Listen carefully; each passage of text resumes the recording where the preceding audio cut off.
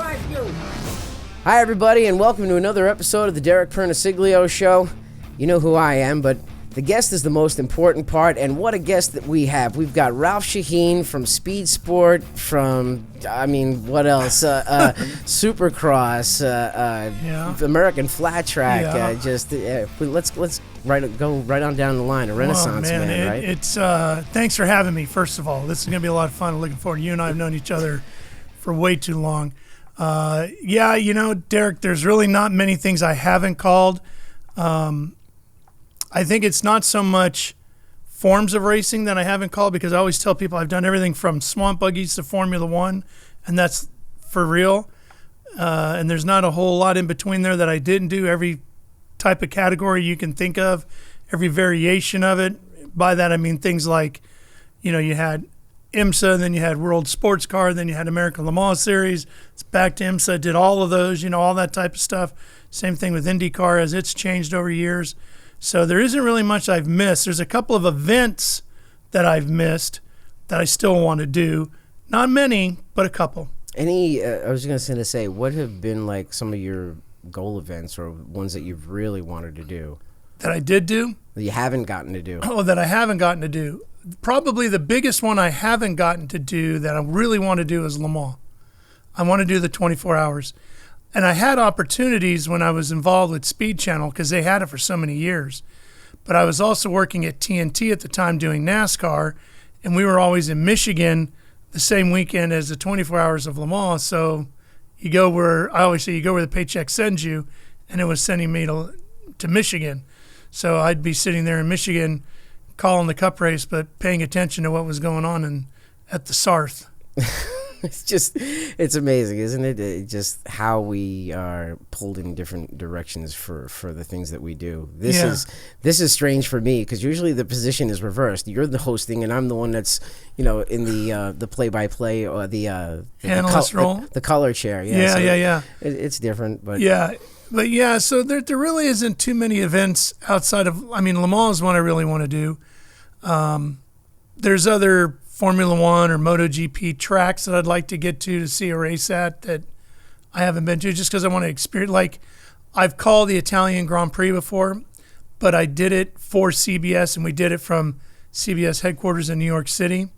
So I would love to go to the Italian Grand Prix just to take in the atmosphere and the vibe of the Tifosi and that whole craziness that goes on there, To be in the setting. Yeah, I guess. right. To eat the pasta. To hear the horns and eat the pasta. Come on, you and I. Two Italian boys. Yeah, we know.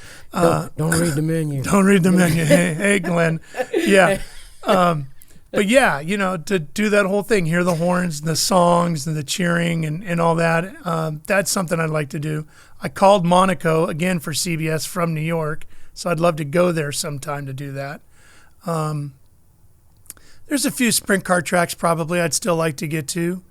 But I've been very, very fortunate, Derek. It is incredible to think. Well, you're the same way. We grew up dreaming of doing this, and we're doing it. We've done it. And sometimes one of the things I've done, you've got all these race posters hanging on the wall behind you. I've taken a bunch of the ones of events that I did, framed them, and I have them throughout the house. The garage is full.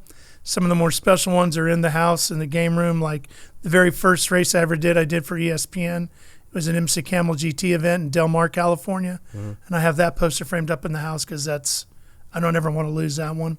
But some of the others that are kind of crazy, swamp buggies, for example, I have that one hanging, Knoxville, things like that. And I'll stand in there in that garage sometimes getting in the car, and I'll just happen to look up and one will catch my eye, and I'll be like, oh yeah, I forgot I did that, and you think, man, I can't believe I did that. Right. All the different Indy 500s I've been a part of and things like that. And to think that this kid growing up who used to sit there on the couch and watch the Ken Squires and the Mike Joys and Paul Pages that we grew up with, thinking, man, I'd love to be able to do what Chris Economaki is doing, and I'm doing it. It's insane. And I'm owning the magazine that he owned. Yeah, that's the other thing. Insane. You've got the Speed Sport brand now. It's incredible. Whatever possessed you to want to buy the business? I mean, it made no sense really when you think about it, because here we were going into the digital age, full speed, top gear, flat out, and we bought a newspaper. I mean, how dumb is that, right? Yeah. But what we really bought, my partner Joe Tripp and I, was we bought a brand, and this red square is everything in racing. It's as famous as Goodyear's logo or the NASCAR logo or any of those. It's that well known to anybody in racing. So that's what we knew. We had something special if we had that red square. So Chris had passed away, and Chris and I had worked together. He was like a mentor. We were colleagues on air. In fact, that very first TV show I worked on, he was the pit road reporter with me. So that's how far back we went. That had to have been crazy doing your first gig, and it's you have no Chris idea. Economaki That's a as rookie as your pitching against colleague. Nolan Ryan, man. Oh my God! I mean, it was insane. So when we did that, it just made sense. But we knew that the newspaper wasn't going to make it. It had to become a media company. It had to go beyond the paper. So we turned it into a magazine, developed the website, all the social media stuff, the TV network, TV shows, every week now on MAV TV for 10 years now or whatever it is. That's where we had to go and get that full-blown motorsports media company going. If we were just one of those categories, we probably wouldn't be around anymore. But because we do a little bit of everything, everybody gobbles up their media in so many different ways. Yeah. Some of it you get on your phone, some of it you want to hold and read, some of it you listen to, some of it you watch through streaming, whatever it is. So we had to be able to do all of that with this very famous brand to push that content out to all these race fans in all these different ways. As someone who is, for lack of a better word, older than some of the newer fans that are out there. Easy. You both of us. Still original factory equipment, by the way, and original factory paint. Same here too. Yeah, so, just more patina. Yeah, exactly. As someone, but you've seen the age of getting the racing paper or the phone results where you would call in. There used to be that checkered flag thing you'd call in and get results. I did some of those. And then and now the digital age, websites, and then from websites it went to reading the stuff on your phone. How do you absorb your racing information? Yes, no different than going from the 8-track, the record to the 8-track to the cassette to the CDs and so forth, right? It's the same thing. I still like to hold things. I read our magazine every month cover to cover, both of them, Speed Sport and Sprint Car Midget. I devour it cover to cover, and I would tell you, and I'm not saying it because I own it, but I would tell you that our writers, our journalists, I would put up against anybody in the business, the Dave Argabrights, the Bones Broussiers, Mike Kirchner. Those guys are fantastic. Yeah. Our content in the magazine is as strong as any content Speed Sports ever put out since it began in 1934. It's changed. The newspaper was the internet because you didn't have it. So you had to wait till that paper showed up to find out who won at Williams Grove if you were like me and you lived in California. Now you can get that instantaneously on social media through us or anybody else who is in the grandstands because everybody's putting it out. But the problem with 140 characters is you can't give the backstory. So that's why people they see it on the internet. Oh, Derek did this. Then they come rushing to speedsport.com to find out the real story behind what Derek just did. What does it really mean? What's the significance of the win or the crash or that sponsor pulling out or whatever the news might be that just broke on Twitter? So you still need the journalist to give you the real story behind what just happened. And so that's where we are. And have a good journalist, too. And that's what Speed Sport's always been known for. And that's why they come and it's amazing when something really big happens. It is crazy to see the spike in the numbers on the website within seconds. It's like, boom, they're coming to us because they trust this red square because since 1934, it's never let them down. It's always delivered the real story, appropriately told, giving both sides of the story like real journalists do. And we pride ourselves on that. And I can't tell you how hard I have driven the point home with our guys. Don't worry about being first. Don't, because you're not going to be. It's already out there. Worry about being right. Make sure whatever you say is right, and then we can back it up. Okay. You got to have your ducks and all your facts. You got to know you got to have your facts, tell the whole story. In fact, and I always use this as an example. Do you think? I'm sorry to interrupt you, but do you think a lot of that has changed? It's my show. Do you think a lot of that has changed over the years, though, with the way that the digital age is now? Well, with social media, everybody's a journalist, so they think if they got a phone, they can take a picture of it, and capture video, and they can click out a few words and post it and be recognized or known for being the one that put it out there. So people who are not trained journalists rush to push stuff out just because they want the recognition for getting it out there, and they want to build their name social media wise. They want those clicks. And in reality, sometimes they cause more of a problem because they put the wrong information out there, tell the wrong story, or they tell the story sometimes too soon, the wrong way. There's no, look, there's bad things that happen in racing too. We all know that, right? It's a very dangerous sport. You got to have some respect for stuff. How and when do you tell stories, and how much do you tell, based on what just happened, So you have to think about all that. And if you're a company like Speed Sport that's been around, and racing is not just your business, it's your world, it's your life, it's your 24/7, 365. Everybody in it's your family, right? So you have to be protective of them too. I'm not saying you don't tell the story. I'm just saying, God forbid somebody gets seriously injured or killed in a crash. Mm-hmm. Do you rush to put that out there before the family's been notified and everybody knows what's going on? No, you wait. I can tell you, my editor, Mike Kirchner, and I have had many, many conversations. When we know something, we're 1,000% sure this happened. We witnessed it. Mm-hmm. But we wait until we know the family put something out, or, there's a release from the sanctioning body, whatever it might be, because it doesn't matter. You're not changing the result. Do it right. Give it even if it takes you an hour, so what? Do it right. And have those stories, accurate. Over the years, what have been some of your favorite stories? Because I know you've got a lot of them. God, you've shared so many funny stories with me over the years, between Evel Knievel and John. You got to tell the viewers and the listeners about the Evel Knievel story. All right, so we'll start with the Evel Knievel story. Great. Okay, so that's not really a speed sports story. That's an announcer story. Right. When I was living in California before I moved back to Charlotte, I was out of college, and I was PA announcing races all over California. And I came across this promoter who lived down in Turlock, California, just down in the Central Valley. And he had a deal. His name was John Borba. And John had a deal where he was putting on 3 events a year in Aloha Stadium in Hawaii, in Honolulu.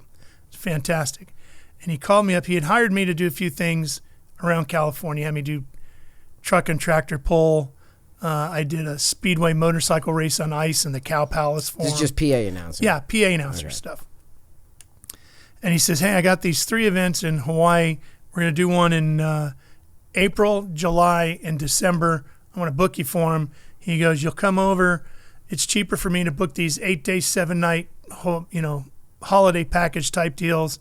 You'll be staying right on the beach in Oahu. And I only need you at the stadium Friday night and Saturday night. So whatever you do before and after, I don't really care. I'm flying to Hawaii to PA. Yeah, I'm like, I am all in. And they're basically just stadium shows. So April would be a truck and tractor pull. July would be a monster truck show. December would be a mud bog thing. Whatever he could scrape together to put in the stadium. And he'd fill it every time. There'd be 70,000 people in there. It's crazy.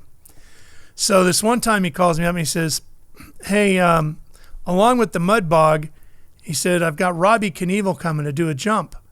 I'm like, no kidding. He says, yeah. He says, no Knievel has ever done a jump in the state of Hawaii. This will be the first one. So he goes, it's going to be a big deal. We'll make a little history with it. I said, well, what's he going to jump over? He goes, he's going to go over the mud bog. And then on the other side of the mud bog is the landing ramp, but it's going to be real short. As soon as he comes off the landing ramp, he's basically going to go straight into the hay bales and into the wall. So we know he's going to crash. We just don't know how hard. I'm like, oh, okay. He says, and to make it more interesting, he goes, I've got Evel Knievel coming as well, and he's going to be your co-host on the PA. I went, are you serious? He's like, yeah. I'm like, oh my God. Now you got to remember, I grew up in the 70s. Evel Knievel hung the moon. Right.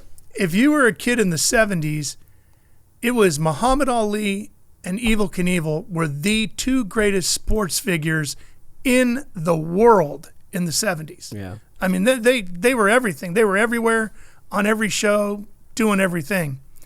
So I had seen Evel as a kid make a jump before he did the Snake River Canyon jump. He did a jump at the Hangtown motocross race, which was in Plymouth, California, in the gold country, not where it is now over in Prairie City. So I saw the whole thing as a kid. You know, the big red transporter, right? The door swinging open, and he steps out in the white leathers, the cane with the alcohol in the cane. You know, the cane was a flask. Was it really? Oh yeah, the top. I didn't know that. Oh yeah. That little ball thing. Really? Oh yeah, it was a flask. Oh yeah, filled all the way up. I don't know about all the way, but enough. What did he have in it? You know, he was a whiskey guy. He was tough. Evel drank whiskey. You know, he wasn't a teetotaler. It wasn't like there's Chardonnay in there. Right. So he had the cane, he had the cape, the whole thing, and he came out doing the wheelies. You know, it was classic Knievel, right? So I saw the whole thing as a kid. So now I'm going to get to work with this guy. The biggest bummer of the whole deal is that this is before cell phones. I have no pictures of this. I have nothing that shows I worked with Evel Knievel. I have the event poster in the garage of Robbie doing the jump, but I don't have anything that shows me with Evel, right? It's all in my head. So we start to do the show. This is Friday night, the first night, and Robbie comes over, and it's me and Evel, and then there's a kid next to Evel on his left. He was about 18, 20 years old, and he was like a DJ, and he was playing the music to entertain the crowd. And Robbie had come up just before he got on the bike, and he said, hey, listen, he said, my dad's going to try to take over the show, but I just want you guys to do the show the way I want it. And this is what I want done and when. And we're like, hey, man, it's fine. Promoter said do Robbie's way. That's fine with me. That's what he's paying me. So Robbie said, no, while I'm riding around doing my wheelies, I want you to play Van Halen's Jump, and then I'm going to do my jump after a couple of runs up the ramp. So he's doing his thing. The kid's playing jump. I'm talking. Evel's jumping in every now and then. I'm like, hey, Evel, what's he got to do, doing the whole thing to build up, and all that. And Evel's like, I don't know about this motorcycle, classic. I mean, just kind of making it sound dangerous and, the whole thing. I don't know about these ramps, this whole thing. And as he's doing all that and Robbie's doing his wheelies, it starts to rain a little bit. Well, it's Hawaii, man. It rains every day, Mm-hmm. But in Hawaii, they will tell you that that's also a blessing, right? Good luck rain. So it reached the point where Evel didn't think it was good luck anymore because the ramps were wooden. So he's thinking, ramps are getting slick. That landing ramp's going to be treacherous anyway. This is not a good thing. So he starts screaming at the DJ kid, tell him to go, turn the music off and tell Robbie to go. And the kid's like, hey, it's not my show, man. I'm just told to play the record, And then he's yelling at me, make him go, make him go. And I'm like, Evel, he's way over there. We can't even talk to him. Right. It's out of our control. So now Robbie's gone up this ramp where the players would come out for like a football game up into this tunnel. And the way we were positioned, I could just see up there where he would go. And he'd ride up and he'd turn around and he'd come down, he'd ride up the ramp. He'd stop and he'd rev the motorcycle, brap, and then he'd turn around and he'd go back up again, right? He does that 2 or 3 times. About the third time he goes back up into the tunnel, he's sitting there and he's just revving the engine and looking down. And all of a sudden out of the shadows, Derek, this guy comes walking out and he's wearing a long coat. And I could just make out he had like a Fu Manchu mustache, that kind of... Right, the Hulk Hogan thing. Yeah, right? Curly thing, Oh, a handlebar. Yeah. And I'm like, who is this guy? Now, it's all locked off up there, right? Nobody's allowed up there. But this guy comes out of nowhere. And I can see Robbie, he's just revving the motorcycle. And he looks over to the right, and he sees the guy.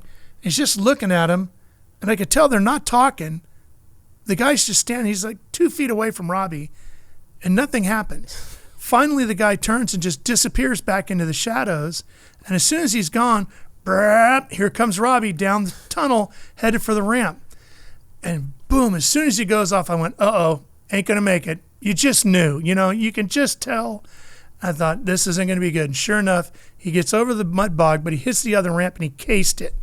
Just lands square on that engine on that wooden ramp. The ramp just shatters into a million pieces. Bike goes one way. Robbie goes the other way. Evel jumps up out of his chair, turns to the kid who's a DJ and says, I told you to make him go. You just killed my kid, like that. And the DJ kid just melts into the ground, right? I mean, he's just horrified. Evel goes running for Robbie. I grab the microphone and I go running after him, and Robbie's still tumbling down through the grass right by the time we get to him. What are you thinking this whole time? This is the craziest thing I've been a part of. I'm like 19 years old, 18, 19 years old doing this. And I'm chasing one of my heroes going to his son who might actually be dead. I mean, it was a big mess. I don't know what we're going to get when we get there, right? And we get to Robbie. Evel's the first one to him. And he picks him up, helps him take his helmet off, and I'm talking to the crowd. Ladies and gentlemen, he's on his feet. Robbie, let's hear it for Robbie, and all this. He takes the helmet off and he goes, Ralph, give me the microphone. I hand it. Here he is, and I hand him the microphone. And his dad's To Robbie? To Robbie, yeah. Okay. And his dad's holding him up, and Robbie doing his any Knievel would. I know what went wrong, and I'll be back tomorrow, and I'll make it. And he hands the microphone back to me. The crowd goes crazy. And Evel and Robbie limp off into the darkness, to get him medically attended to. I'm just like, wow, this is nuts. Fireworks go off. That's the end of the show. And I go back to our little broadcast area, and I'm getting my stuff together, hanging out there. And about half an hour later, this guy comes walking up and goes, hey, Ralph, he goes, you got to go to the locker room. I said, oh, why? What's up? He goes, Evel's got everybody down there, and he wants to see you. I thought, oh, great. My turn in the barrel. Right, I'm going to get yelled at now. Right. My hero is going to dress me down. Because he had a reputation if things didn't go well. Oh yeah, he'd actually beat people up. I had heard baseball bats. Oh yeah. Really? Oh my God. So yeah, I'm thinking this is my turn to get, just ripped by the great Evel Knievel, and on all that image of that kid from when I was a kid is going to just get right. Ripped apart, and I'll be terrorized by Evel Knievel from this day forward. So I go walking in there. He goes, good, you're here. Come over here. Stand next to me. And I walk in. There's a bench, where the players would sit. There's the promoter's brother, the poor DJ kid who's still just a ball of jello. A couple other guys. And Robbie at the end of the bench, still in the leathers, all kind of crumpled up in the corner, right? Was he hurt? He was beat up. He didn't break anything, but right. he was, he was beat up. Right. So Evel starts in on everybody. He goes, okay. He goes, this was terrible. He goes, every single one of you was horrible tonight. And you did this wrong, and you did that wrong, and you did this. And Robbie, you were a joke, and blah, blah, blah, blah, blah. And he goes, the only one of you that did anything right tonight was him. And he points right at me. He goes, you were great. And I'm like, what? Are you serious? This is the greatest compliment I have ever received in my entire life. The world's greatest motorsports promoter just said I was great on the PA. Can somebody please capture this moment, because I need this hanging on a wall somewhere. He's like, you were fantastic. He goes, now tomorrow night, here's what we're going to do. And he starts barking out orders. You're going to do this. You're going to do this. We got to get a new bike. So you go to the dealership. Robbie had to buy his own motorcycles at this point. Oh, really? Yeah. Nobody was helping him out. So they had to go to the Honda dealership somewhere in Honolulu and buy another Honda. He was jumping with Hondas back then. He was basically using a motocross bike. Okay. Like a 450 motocross bike. So they had to go get him a new bike and all this. They had to build the ramps, and Evel was barking out orders how they were going to build the ramps and all this. And he turns to me and goes, kid, you just do exactly what you did tonight. You were perfect. I'm like, great. See you guys all tomorrow. And I'm out the door, right? Get back to the hotel, wake up the next morning, turn on the TV. I get this show like Good Morning Honolulu, something like that, right? And there's Evel sitting on a couch talking to some lady, and she's like, is Robbie going to make it tonight? And he goes, oh, there's no way he makes it. He's going to die. The ramp is terrible. The motorcycle is terrible, and tickets are still on sale. I'm like, what? P.T. Barnum, huh? Oh, yeah. I mean, he is just hawking tickets like nobody's business. He's like, I'm telling you, this motorcycle is the worst bike I've ever seen in my life, and tickets are still available. $20, you can get them here. I'm like, this guy's incredible. So I called the promoter's brother up. I said, hey, Don, did you, he's like, no. He goes, I'm watching it too. He said, I thought maybe you did. I said, no. Turns out Evel did it all on his own. He called the TV station up and said, hey, it's Evel Knievel. can I come in and talk about my kid's jump tonight? And they're like, heck yeah. Wow. The guy was amazing. He was amazing. Sure enough, the next night, Robbie shows up, does everything the way just like he wanted to. No rain, ramps were dry, whoop, up and over the mud bog, perfect landing, crashed into the hay bale like he was supposed to, got up, dusted himself off, waved to the crowd, and made the jump.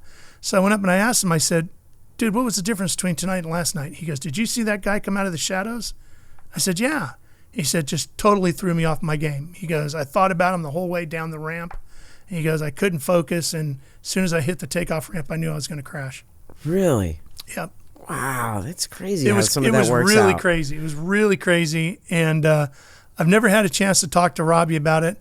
I never saw Evel after that I can think, not in a place where I could have talked to him. If I was around him at a motorcycle event or something like that, I never had a chance to say, hey, you probably don't remember me, but we did this thing in Hawaii together, which I was always bummed about because, I would love to have done that and get a picture. That was your one and only time working with Evel Knievel? Only time working with him, yep. That's crazy. Yeah, it was amazing.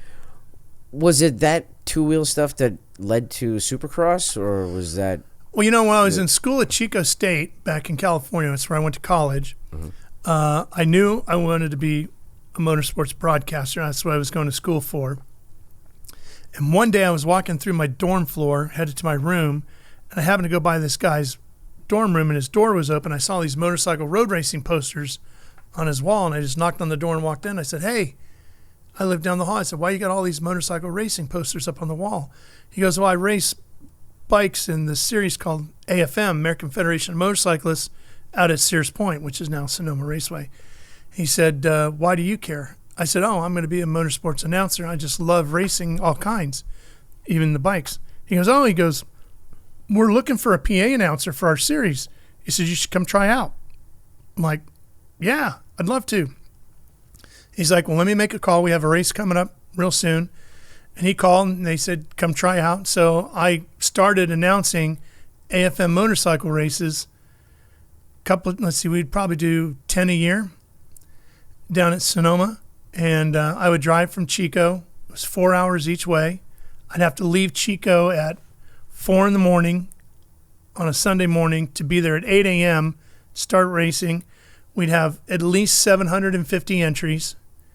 There'd be multiple categories on the track at the same time, broken down into waves. Right. Very hard to keep track of people. Well, not only that, but I was in a office trailer at what is now the start-finish line on the inside of the racetrack, right at ground level.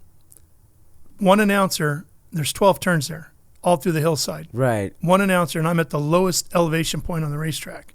Yeah, all you can see is that final hairpin turn, right? I couldn't even see that because that was to the right all the way down. Oh, wow. All I could see, Derek, was when they would come by the start-finish line, which maybe a second and a half as they came by. Mm-hmm. And the other thing is they're tilted to the left because they're making the left-hander into one.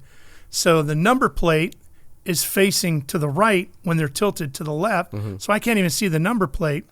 All I could do was try to memorize helmet colors, leather colors, what the bike looked like, and try to keep an idea of who was in what order, after that first lap or two, because then they started getting jumbled up. But if you can remember, the guy in the red leathers, that's Derek. He's in the lead in the 750 category. And then you try to catch maybe who's leading the next wave after that. And I would just make stuff up as they're going up through the hillside.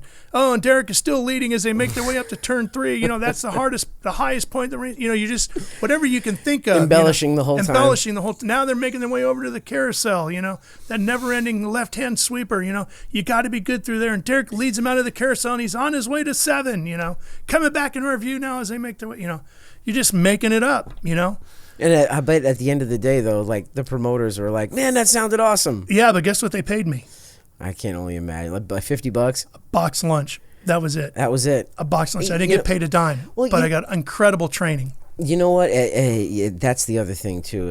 Was meant to say that is that I'm sure you've gotten a lot of the young announcers and media people that come up and go, how do I do what you do? And sometimes, when you drive 3 hours to go announce a race to make $50 and you put 30 of it in your gas tank and then spend another 10 to eat and then go home and you got $10 in your pocket, then that asks, then you have figure to out ask if you really want it. How bad do you really want it? Because I've had those nights. Oh, yeah. Working for free. Well, that was it. I was 4 hours each way to Chico getting paid nothing. Right. After announcing literally all day. And but it was great training, incredible opportunity. And what that did was it led to me getting the opportunity when the AMA Superbike Series came through at Sonoma. A lot of the AFM guys would also enter the various categories. So I knew them well. So Sears Point hired me to join the AMA announcing team. I was a low man on that crew, but I was on the crew and now I was making $25, right? And so then that led to getting the opportunity to do AMA Superbikes when they went to Laguna Seca. You get another $25, and then you're now working at another track. It then hires you to do another event. Mm-hmm. So now all of a sudden that snowball effect is happening, right? And it's expanding out. And then you say to the guy at Sonoma, hey, I'm doing AFM for you. How about you let me do some of those SCCA regional events when they come through? They don't pay either, but you do SCCA regionals. That leads to getting to do the Trans Am race when it comes in, which leads to getting to do IMSA. Which leads to meeting more people. And on and on and on, right? Mm-hmm. And that's what I did. Yeah. And eventually that led to getting an opportunity to do a TV show in Del Mar. But I had always wanted to do as many different forms of motorsports as I could. I never turned anything down. Right. I would call every racetrack, every promoter I could think of. You got a truck and tractor pull? I'm in. Whatever it is. Because A, it was a way to get $10. B, it was a way to get more experience. And C, down the road, and this paid off numerous times over my career, if you're working this series, like say you're doing NASCAR. So I was doing NASCAR for TNN and CBS all those years, and the big changeover came, and Fox and NBC took it, ESPN and all that, and I didn't know where I was going to go. I was suddenly on the sidelines. Well, because I had done a whole bunch of motocross events and supercross events prior to that years ago, when Supercross came to Speed Channel shortly thereafter, there wasn't anybody else in the building that knew it. That's how I got the gig. Okay. Well, and which really turned into a huge thing for you. 15 years. Yeah, I mean, you, like I said before, you were like the John Madden of Supercross. I mean, like nobody did it longer. Right. Everyone recognized you and Fro and what you guys did on the show, and you guys became like the It team. was Monday night football on Saturday nights with Supercross. How much do you miss Supercross? A ton. Yeah. I tell people all the time, if I could do any one race ever again, it'd be the Indy 500 or the Knoxville Nationals. Two best one-time races. Yeah. Best series to do as a broadcaster, week in and week out, best racing is Supercross. Because you just never know what's going to happen. Mm-hmm. The way they line up in the gate, when you drop the gate, it forces everybody to right down into that funnel at the first corner, and then disaster happens down there. Yeah. Who's going to get into who and who's going to come out standing up on the bike still, And compared to cars, it's just so much more dangerous. I mean, it's crazy. And I think if I didn't do that, the one thing I would want to do would be a sprint car deal. I just love sprint car racing. I know. Believe me, listen to you a ton, on TNN over the years. Oh, yeah, with Doty. It was basically what Brad and I had was very similar to what Jeff and I had. Right. It was. Yeah. And that's another reason why I think Brad is also very respected in the business with what he does. I love Brad. He's awesome. But nowadays, what are some of the biggest areas that have changed? Because you and I have seen it. We're going through it. We are trying to find, our place again. I guess you could say after COVID. What do you think some of the biggest things are different now? Streaming. Yeah. Live streaming has changed the game completely, and it's going to continue to change the game even more so in the coming months and years. I mean, it's just beginning. Where it ends up, I have no idea yet. But it's kind of like the wild, wild west right now. It's just, it's wide open out there. Oh, there's so many different streaming companies. Different streaming companies, different streaming platforms, different ways of streaming it. Some things you pay for, some things you get for free. Groups are now coming together. It's wild what the potential is for where it's going to go and how it's going to go. Do you think it's watered down our profession? Well, it's given a lot more opportunity to some, and out of that there will be good people. Cream always rises to the top. There will be good people that will come to the forefront. It would have made things easier for you and I back in the day if streaming was doing then what it's doing now, because the opportunities to get on camera, on air, showing what you can do are a lot more. I mean, I went from never doing a television show in my entire life to being live on ESPN overnight. Right? Yeah. What if I'd had 2 years of streaming experience? I would have been a lot more comfortable going off and doing that first TV show with Chris Economaki as my colleague on Pit Road. The like you said, the opportunities for people to do this stuff is huge. Like if streaming was around when I was trying to come, I mean, it took me 10 years before I got anyone to give me an on-air shot, right? Anything. So to have, and you did it cold. And I did it 100% cold. 100% cold. No training, no nothing like that. Right. Yeah, I just did it from, which is a testament to all of us that pulled that off, that we're pretty good and lucky. That, and I think that if we had like those streaming events before even going on TV, you've already dipped your toe in the water. Yeah, it gives you an opportunity to make mistakes where you're not going to be as embarrassed, right? Mm-hmm. You're making that mistake maybe in front of 200 people that are watching that particular event as opposed to 2 million. Do you think that we're in a point where you're past the point of no return, where it's streaming's here to stay? That's it. It's here to stay. stay. Yeah. But it's going to evolve and it's going to change and it's going to morph into a lot of different things. What streaming is today and what streaming is not just 5 years from now or 10 years from now, but 5 months from now is going to be radically different. I know some things are going to change because I know we're working on some things at Speed Sport that are going to be radically different. With all of those, and this sounds like the cable television package, you've got all these different brands that are out there, and before you know it, you're spending over $1,500 a year to subscribe to all these different things. Don't you think we need like some central area where we can subscribe to and have all of those things in one? Like if I want to see something on Dirt Vision, I got to pay for Dirt Vision. If I want to see something on Flow, I got to pay for Flow. If I want something on Pit Road TV, I got to pay for, so isn't there like a way that we can come up with buying a package, I guess, where you can watch all of it, hence what cable is? Yeah, and I think there's things that are even different than that maybe the cost is not even there the way it is now. I can't get too deep into it because of some of the stuff that we're working on, and I'm signed to an NDA, and I can't. Oh, all right. I can't explain it, but I can tell you it's coming real soon, and that's why I say even 5 months from now, things are going to look radically different. We have all these places to watch stuff, and it is essentially kind of like the way that cable television was going. It's 100% back what in the cable day. was. The difference is you bought cable, you bought your DirecTV or whatever you had, Time Warner, Spectrum, whatever your provider was, and you got 150 channels for your $300 a month. Right. Why don't they have something like that for racing? Now you're spending $300 a month, and you're spreading it all over. You're buying this one and that one, a little bit of this one and some of that one. So you're right. It's got to change, and it's going to change. I mean, it's just part of that evolution, part of that morphing of the system.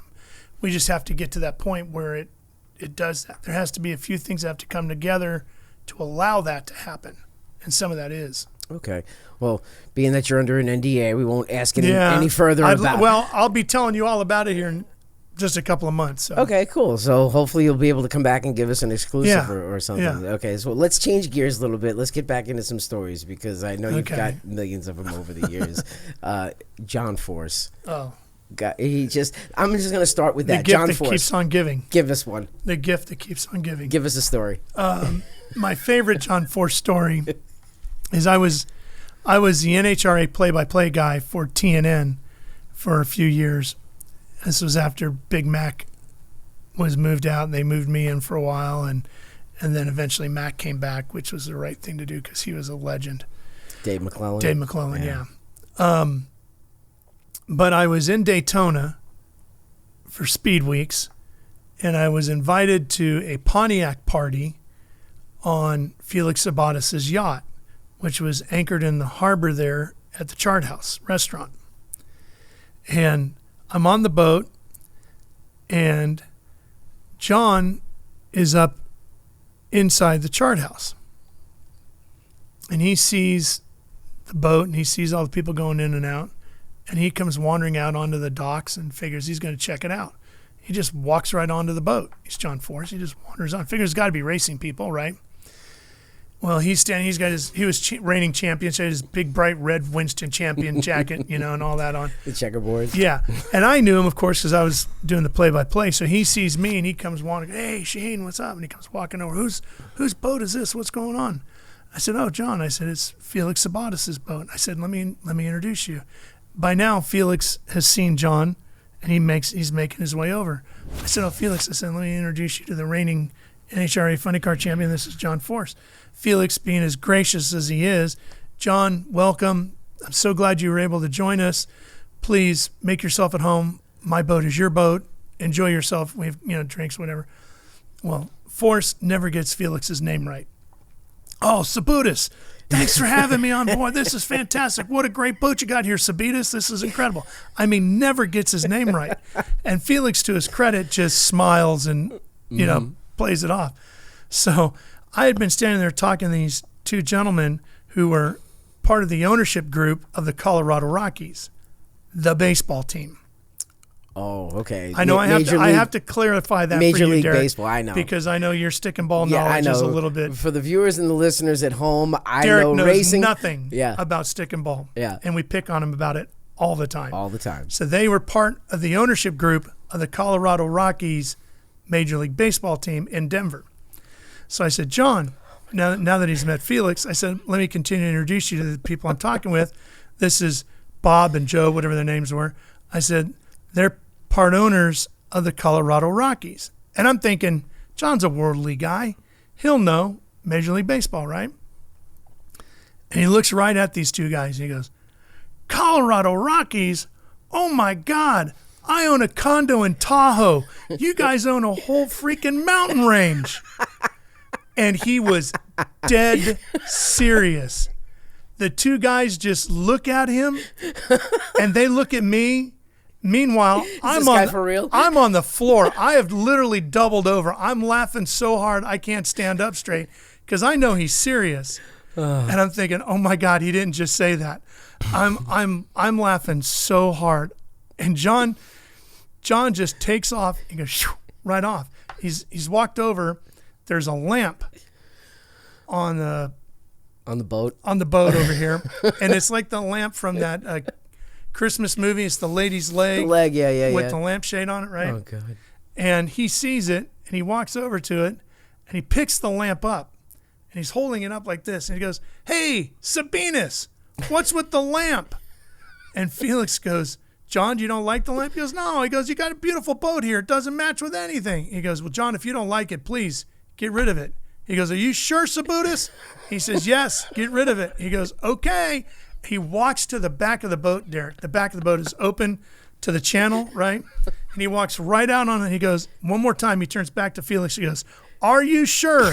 Felix goes, John, please get rid of it if you don't like it. He goes, okay. He goes, 1, 2, 3. And that lamp is somewhere out in the intercoastal outside of the Chart House, sunk to the bottom there. And he goes, just like this, gotta go. And he turns and he's right off the boat.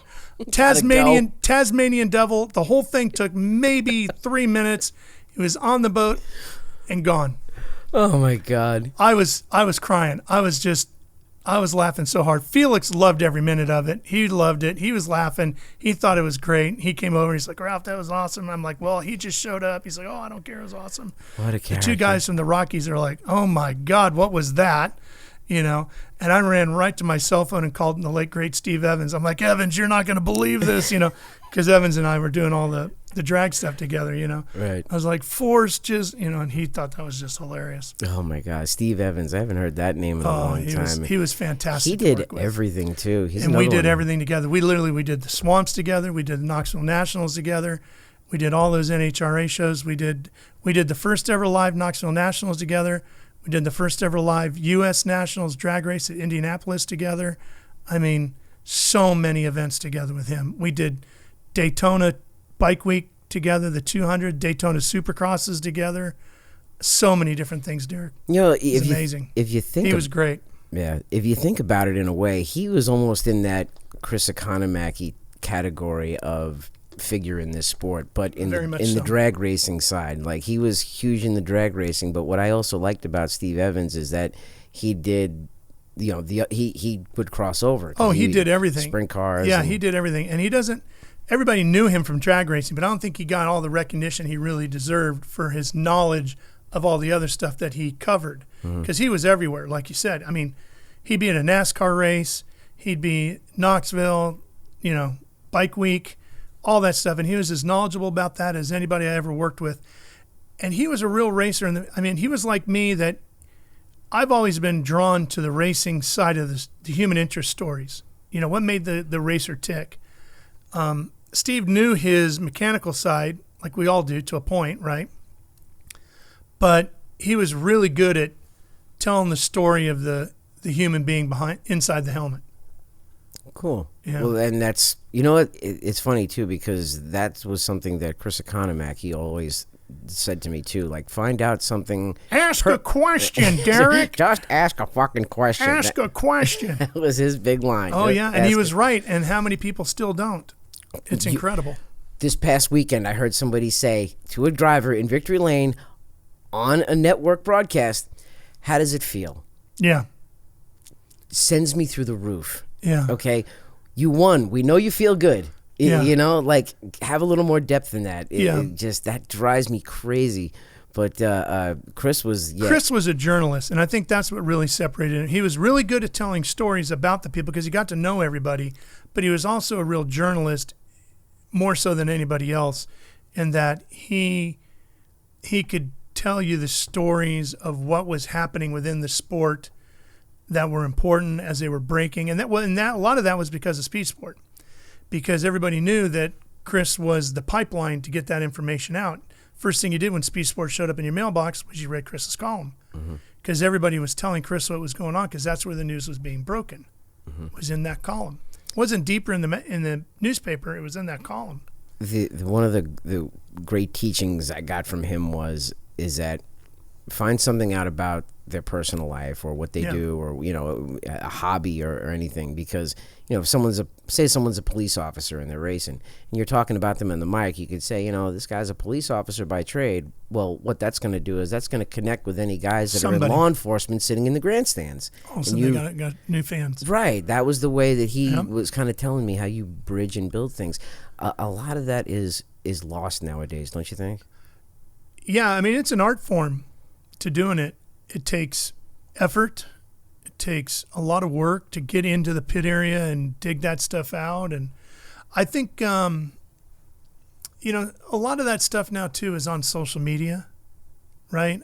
You see so much on social media already anyway that you already know the guy has a dog named Indy, because he shows pictures of the dog every other day on his Instagram page. Right. So a lot of that stuff that you and I would have dug out and talked about is already out there on the guy's social media.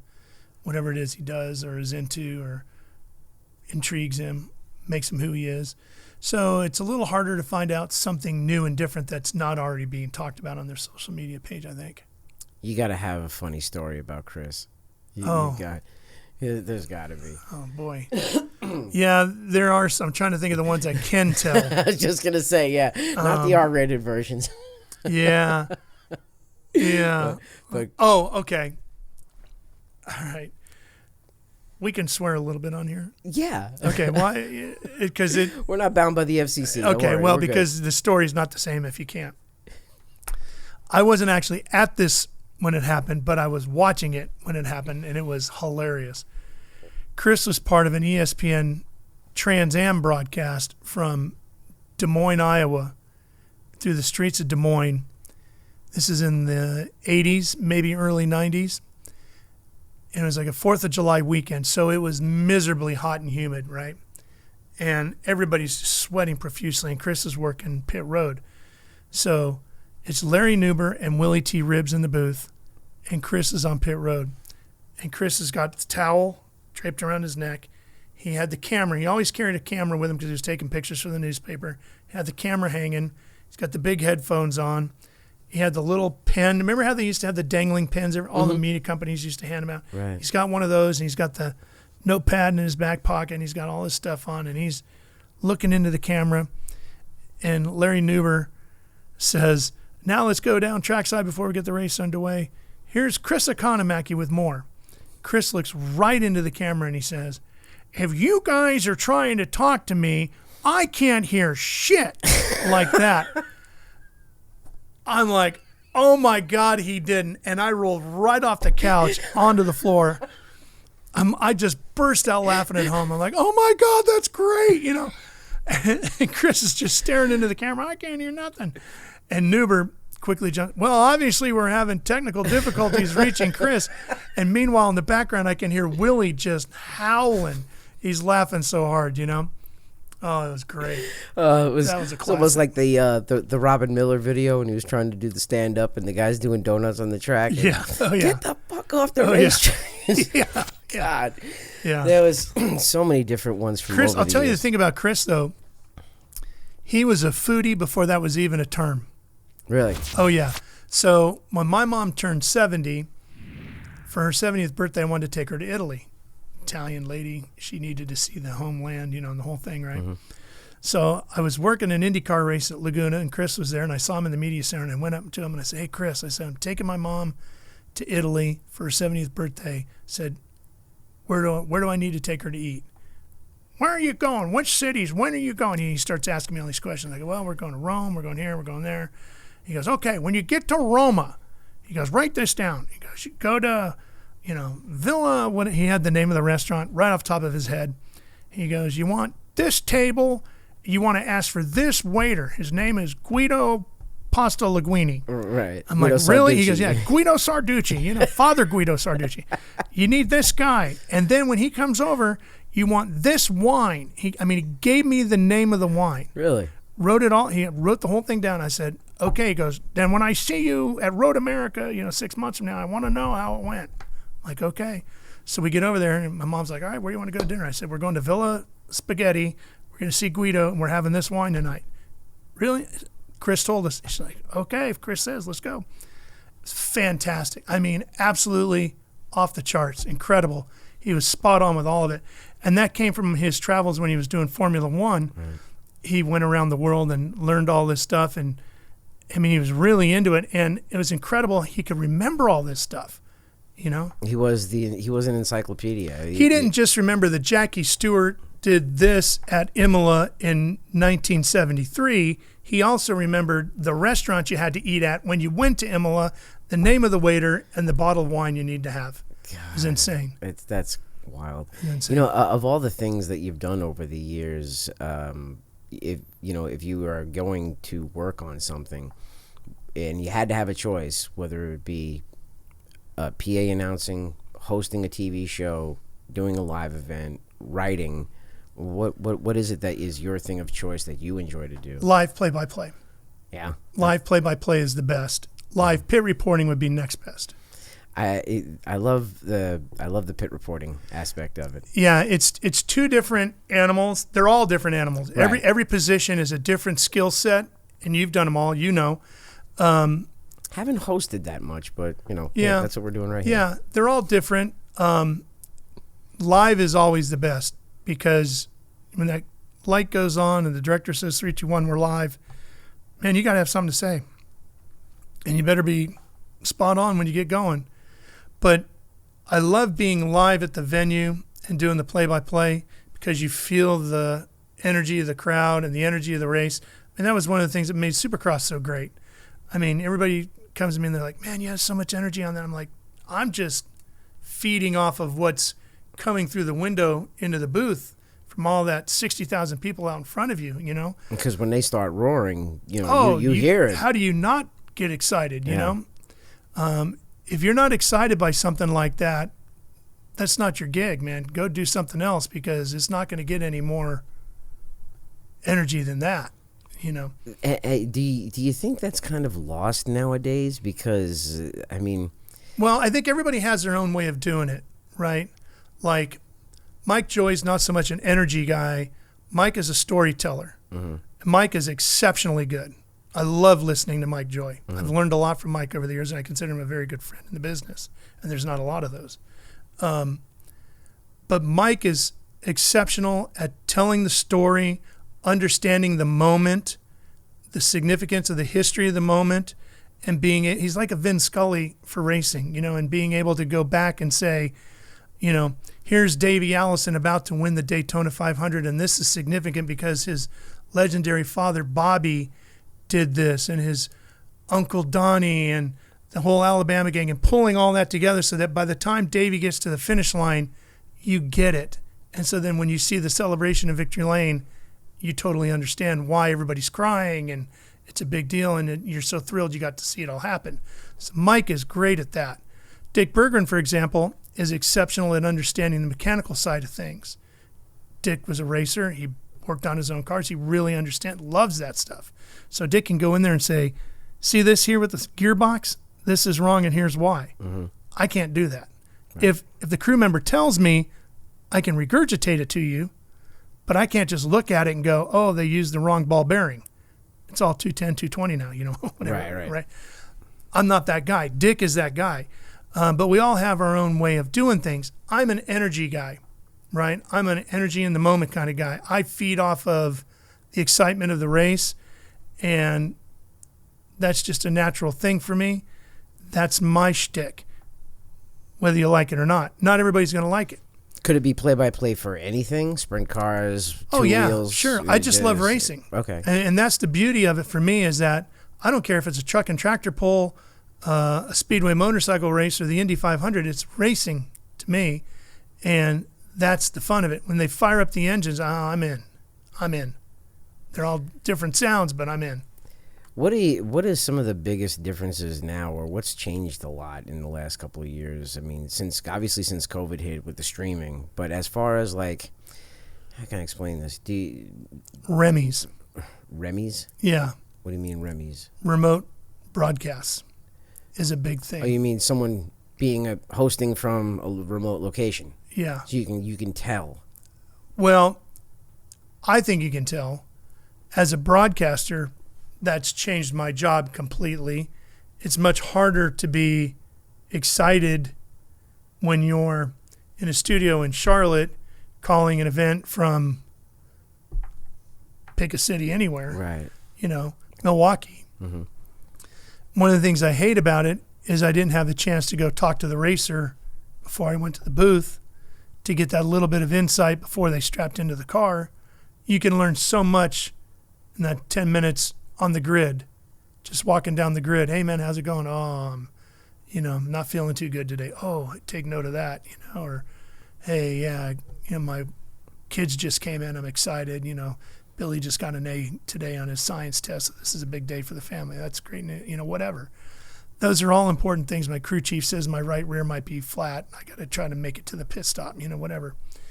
When you're doing those remis, you don't have that. You don't have that opportunity to walk in and out of the trailers it's less personal. In the garage. It's very much less personal.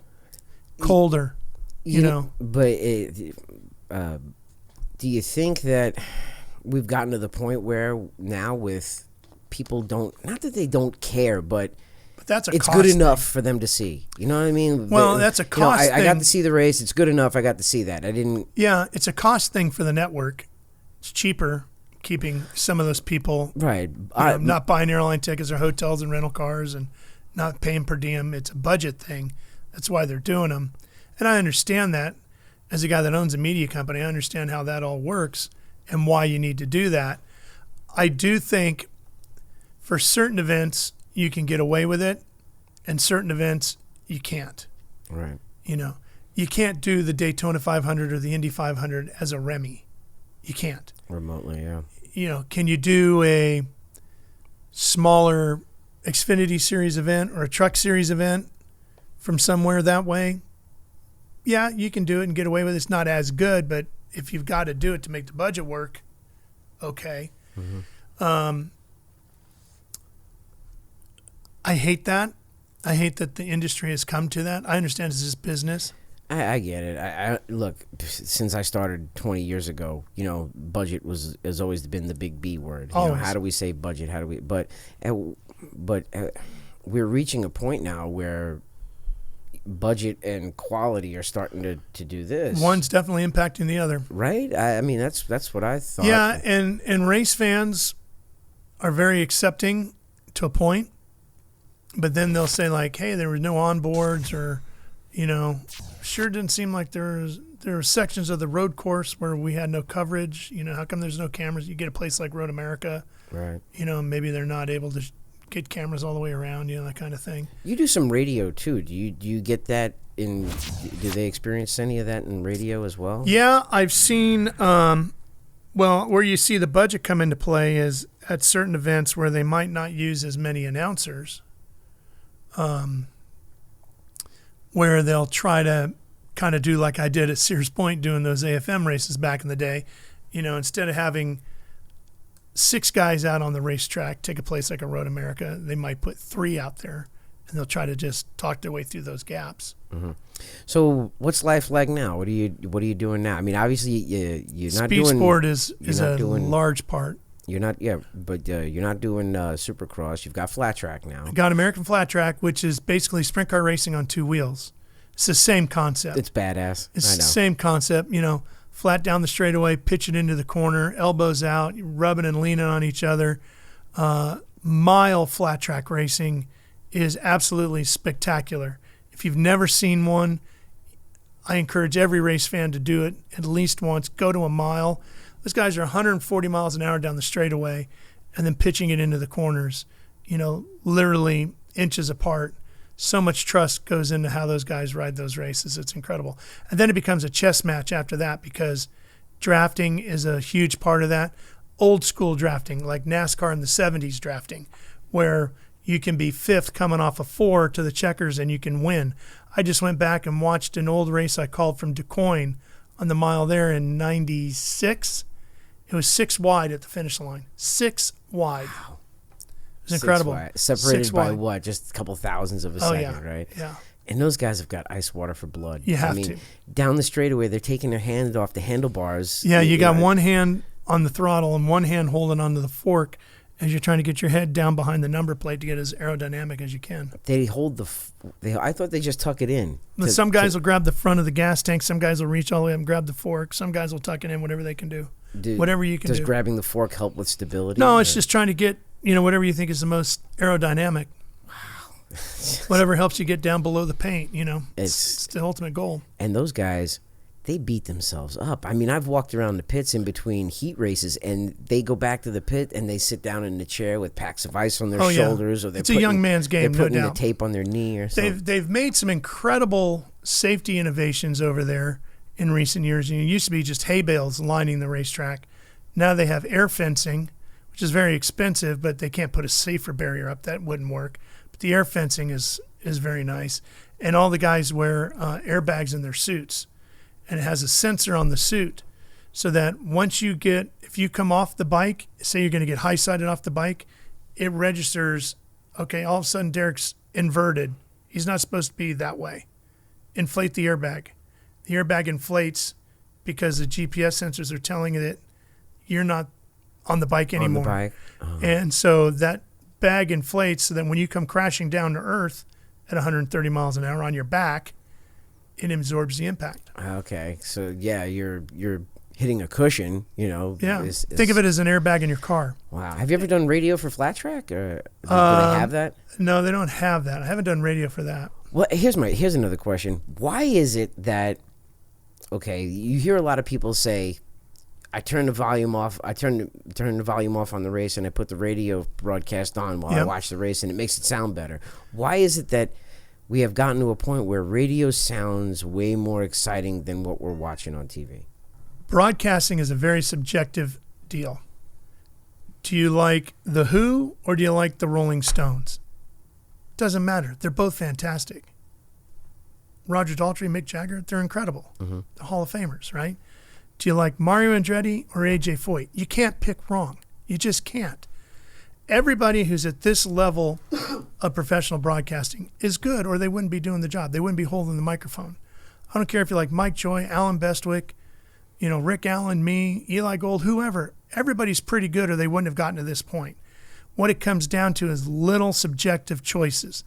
Derek likes this about the way Mike Joy calls race. Like I said, maybe you like Mike's style that's a little bit more storytelling, or maybe you like mine that's a little bit more enthusiastic. Whatever it might be, that's what decides what you like better.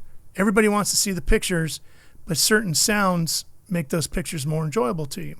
So there's, it's just that you're not going to please everybody. So fortunately, they have choices. And just a different medium, too. Some people, I don't think it's the medium so much as the style. Well, with radio, you have to kind of paint that picture. You have to be way more descriptive. You have to be, how green is the grass in the infield? Do you enjoy radio? I do. Again, it's another challenge. I usually do some radio every year. Like I did this year, I did COTA, NASCAR COTA, Circuit of the Americas for PRN. Okay. Been doing that the last couple of years, and that's a lot of fun because you do have to be very descriptive about what it's like as a car moves from, as the section I'm in where they come through the S's. As a guy transitions from one side of the track to the other, you have to be more descriptive about gear changes and braking points and that sort of thing, whereas on TV, they can see that. With TV, you don't have to be as descriptive as, you don't want to be the show, you want to accentuate the show, right? So you can see the pass being made. I want to accentuate the pass, and I do that a lot with my energy. Oh, here he comes up the inside, hard on the brakes, smoke off the tires, whatever it might be, right? That's me accentuating that moment. Whereas in radio, you have to be a lot more descriptive. He's deep to the inside, way to the right side, tires up on the curb, whatever it might be. Gotcha. Okay, so it's those little details here and there. There's little details on radio because the guy that's listening is driving down the highway in his car, and he's, I got to see it in my head. Right. He's trying to envision it. You mentioned Mario Andretti and AJ Foyt. Obviously, awesome. I know you're a huge Mario fan. And AJ. I mean, they're both just phenomenal. You got to have a story about each one of them. I know you've talked to both of them in your career. Oh, I have yet to interview Mario or AJ, and I would just love to. I would just to get that opportunity to do that. They are very different, very different. But boy, they're so similar in so many ways. I mean, they're so similar in how true racer they really are. I mean, everything is about racing. They eat, sleep, and drink every second of their life about racing. To this day, they're both super competitive and super competitive with each other. That's probably the best story I have about those two. We were doing, in the TNT days, we did a series with each event where it's kind of like the history of NASCAR. Mm-hmm. Each pit reporter got to pick one guy that year that they wanted to do a story on, or an event they wanted to do a story about. They kind of tell the back history of the sport. So nobody had done AJ. I had done Mario, I had done Dan Gurney, but nobody had done AJ. So when we were having our preseason meetings, I said, hey, I want to do AJ for my back in the day story. And they're like, if you think you can get him, because Wally's been trying to get him and he can't get him. I'm like, yeah, I want to take a crack at trying to get AJ. They're like, okay. So I reached out to his PR lady and I said, hey, this is what we're doing and blah, blah, blah. And she said, I think he'll do it for you. I said, okay, tell him. I said, I did Dan Gurney last year. We've done Buddy Baker. I said, I just did Mario. She goes, whoa. Don't tell him you did Mario. I'm like, what? Are you kidding me? She's like, that's how they are. I'm like, you've got to be kidding me. I'm like, these two are still that competitive with each other? Because they're not doing it on the track. She's laughing. She's like, yep, that's the way he is.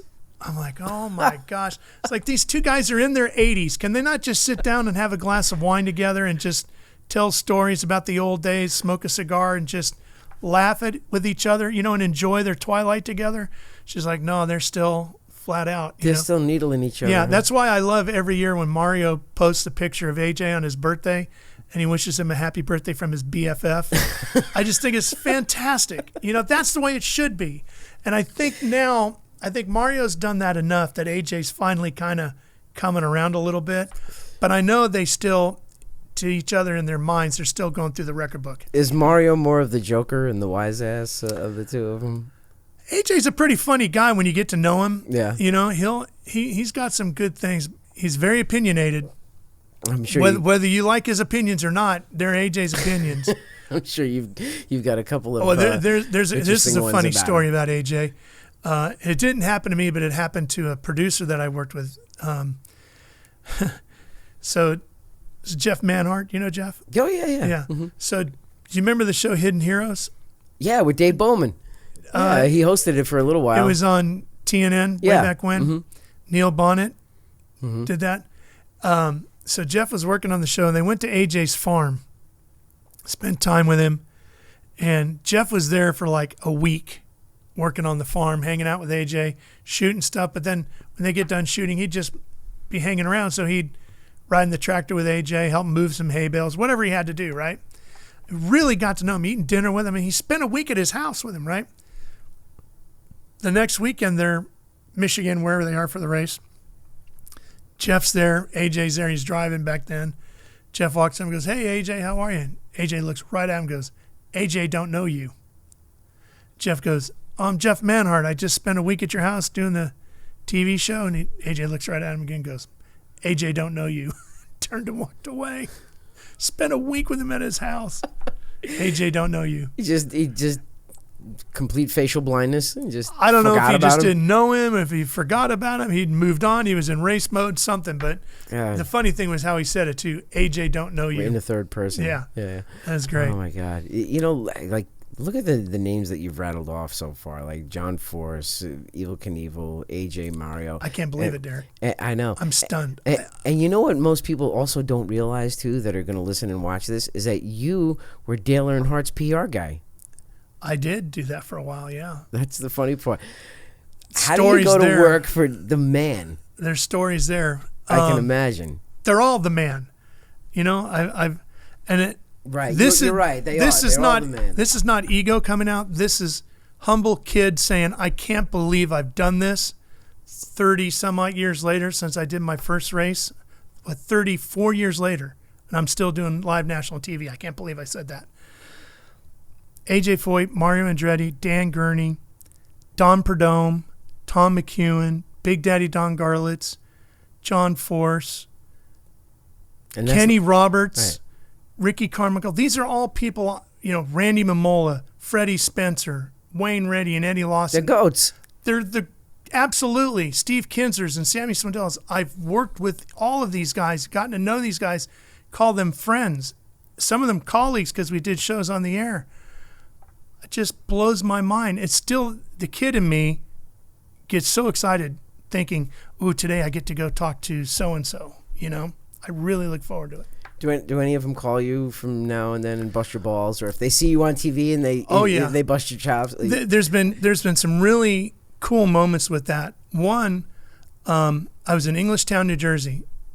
The whole replacing Dave McClellan at TNN was a big thing, and I hated every minute of it.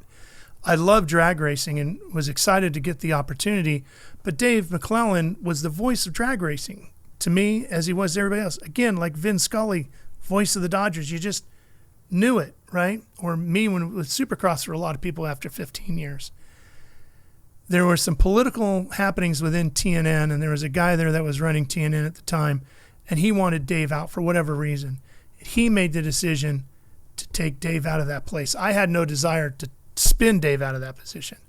And then once he moved Dave out, then he came to me and he said, "I'm going to make you the play-by-play guy." I'm like, "Oh, great.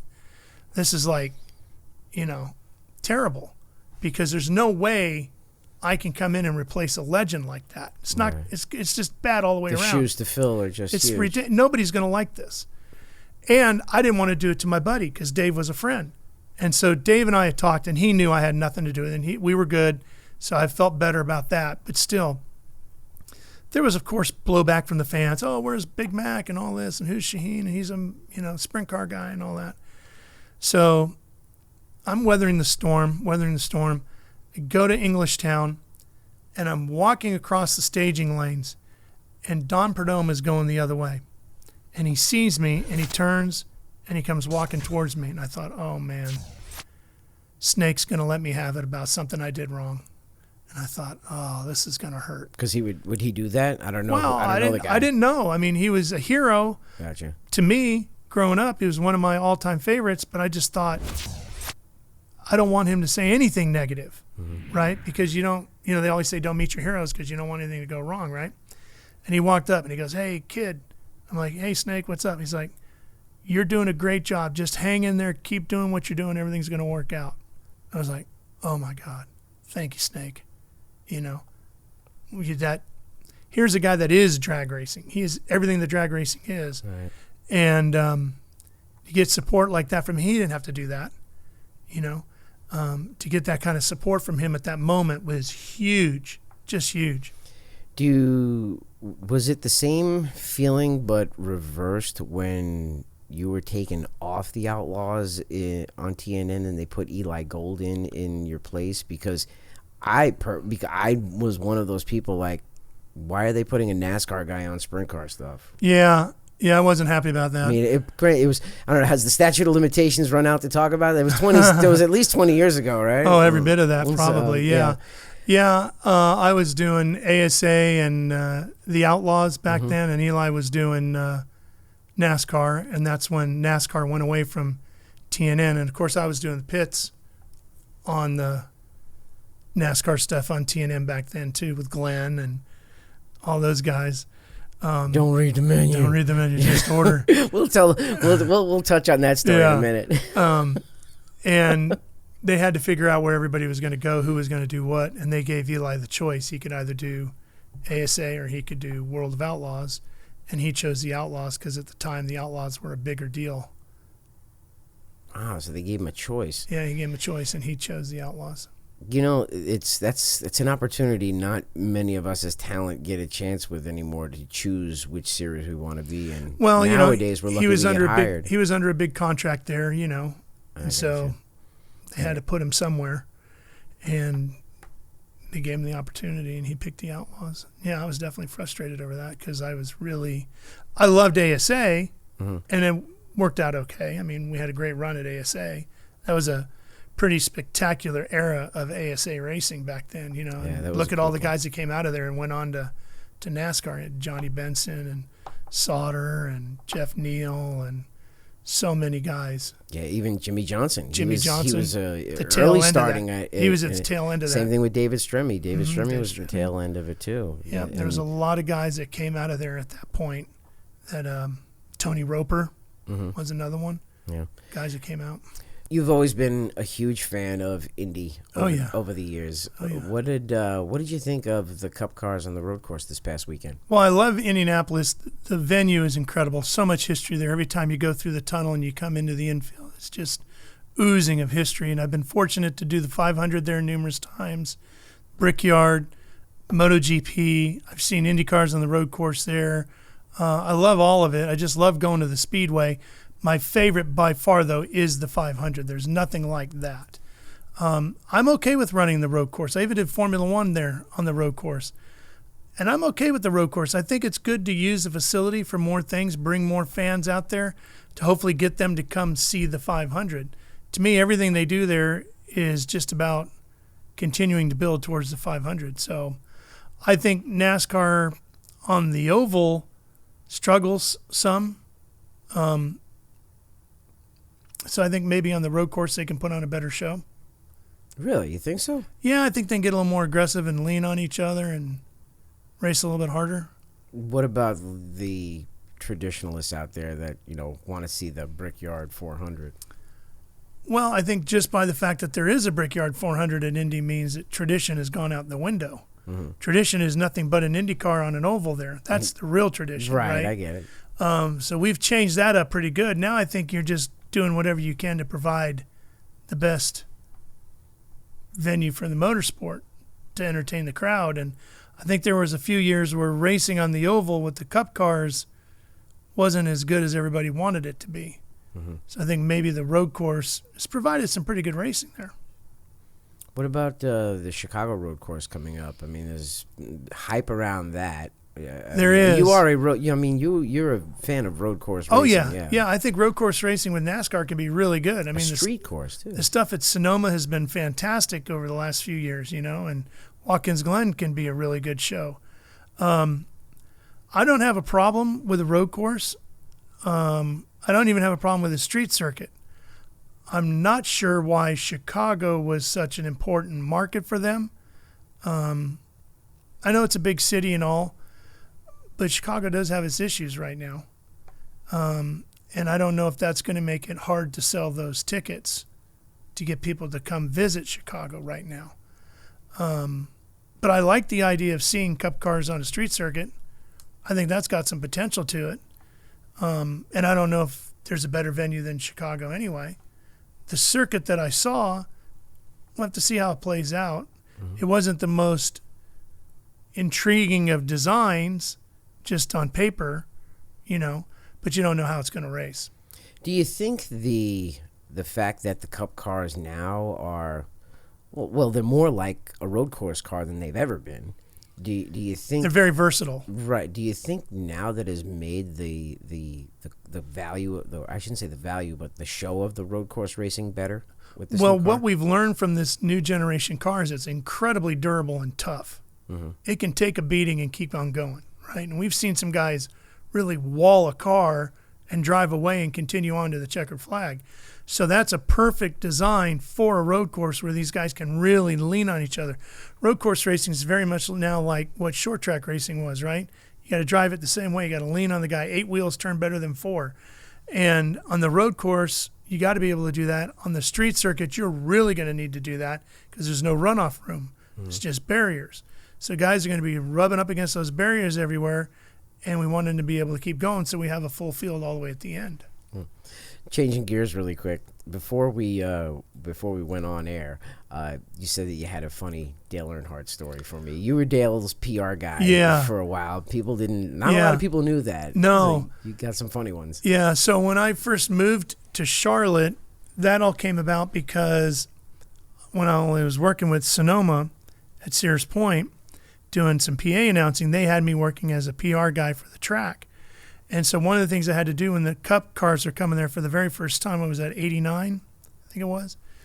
Rusty Wallace was the winner's circle driver that year for that event, which meant he was the driver that came in early to help do track PR.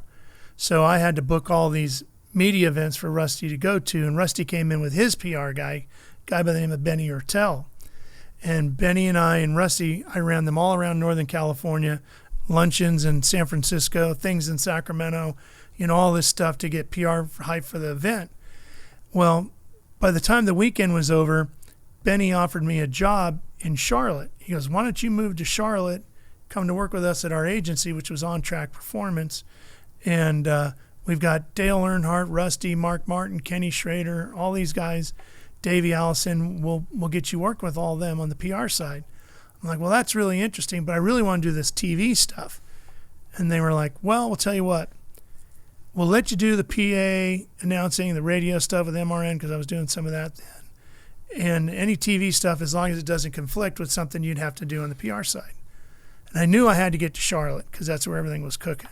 So I took the opportunity, packed up, moved from Sacramento to Charlotte, started working for the guys at On Track. Well, one of the first things I had to do was some different events with Big E. And this particular story, they said, hey, you're going to go to this, remember the Pennzoil show they used to do every winter in Pennsylvania?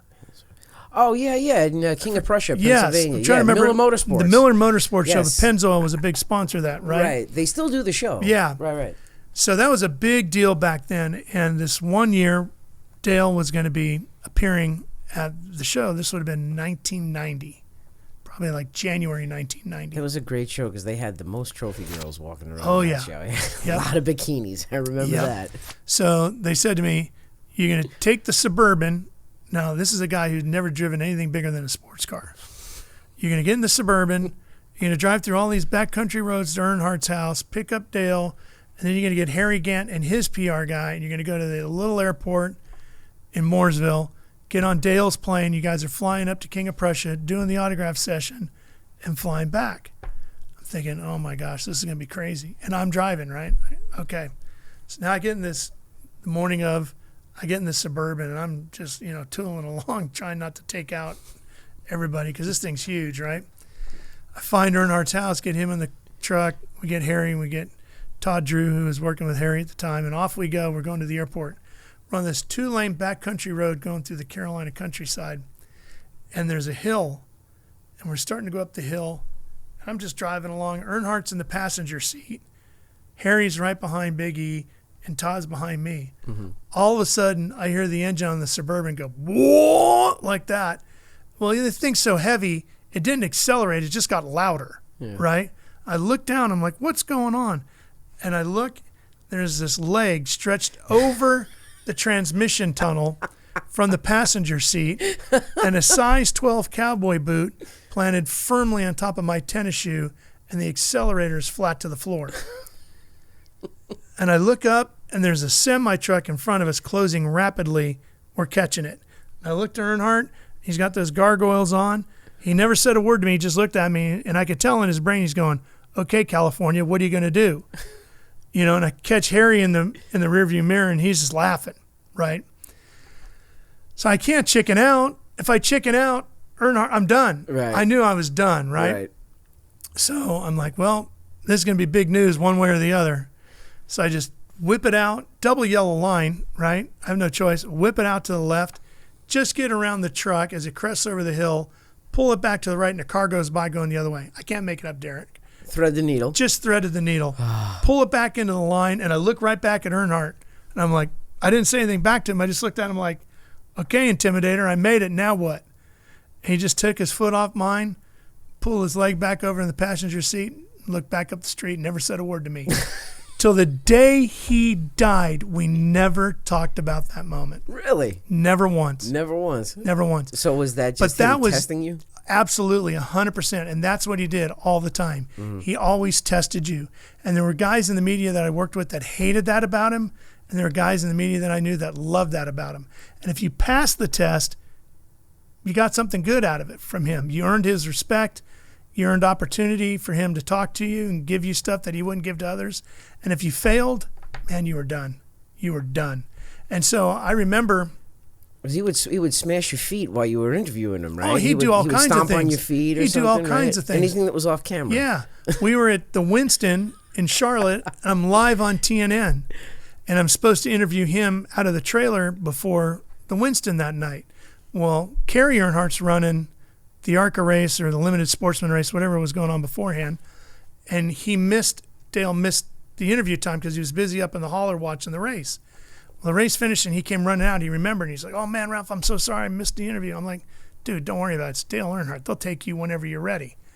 So I radioed in. I'm like, hey, guys, I got Dale. He's ready now. They're like, okay. And Eli throws it down to me.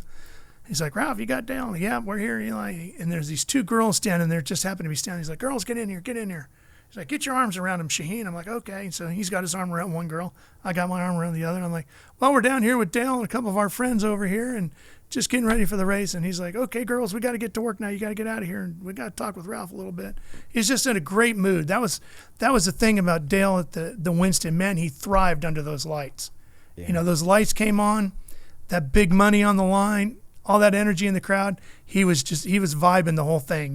He was in his arena. It was perfect. And he was just thrilled and so into it. And we had this great interview going. And I knew they would stay with him as long as he wanted to talk. So you couldn't see it because of the way the cameraman had it shot. But he had reached down around behind me once the girls went away. And he's grabbing me behind me. And he's trying to pull a kidney out through my back. He's twisting so hard up in there. He normally would have me on my knees.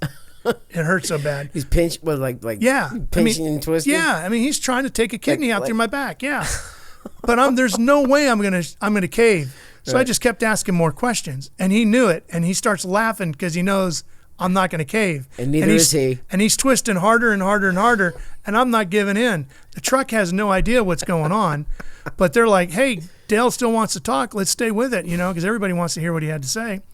So we finally finished the interview.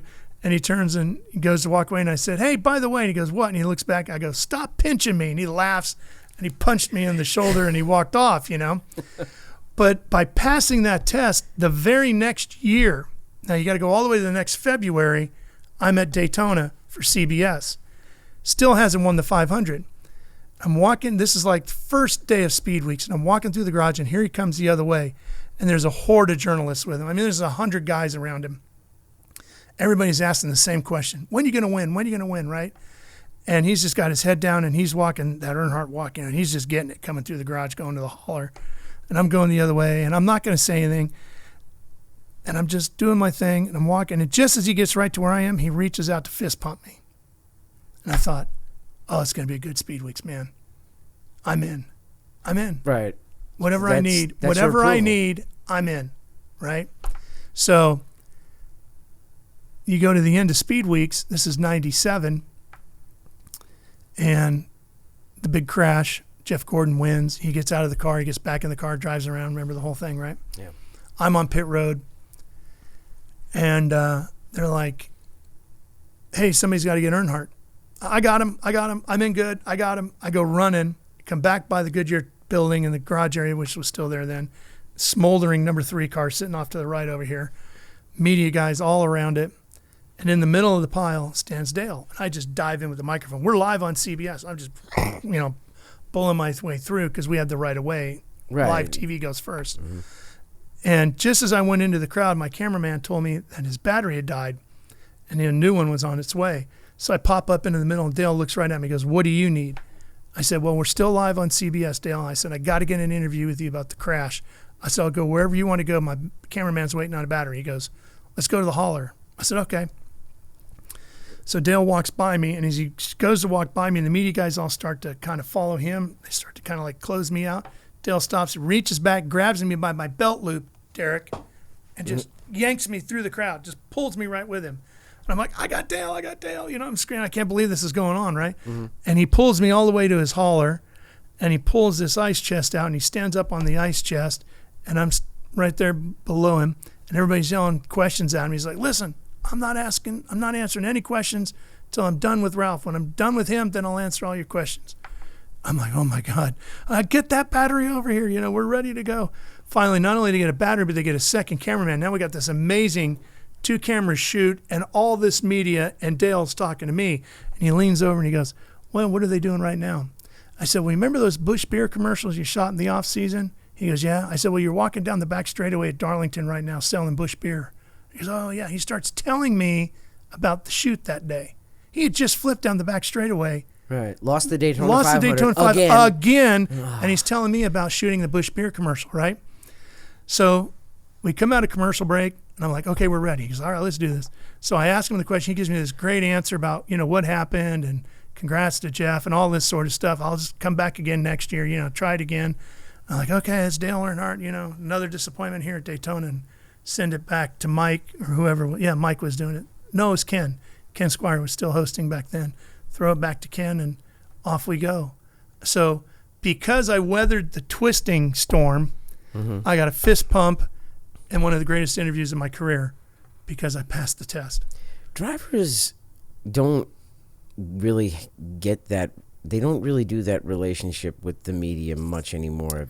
I don't know if you've noticed. I don't, because I've never had a relationship like I did with him.